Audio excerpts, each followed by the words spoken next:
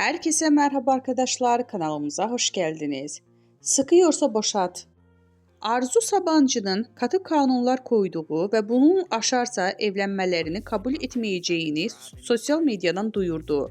Hande Erçel müstakbel kaynanasına öyle bir cevap geldi ki, ünlü oyuncu Sabancı'nın yaparsan oğlumla evlenemezsin, evlenmiş olsam bile boşatırım diye haber yolladığı ilk kanunu önceden çiğnediği hem de ardından sosyal medyada ilan etti.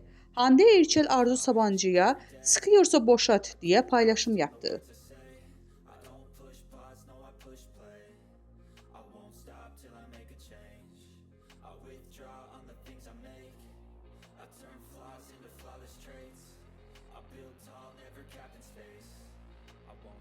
Till I hear him say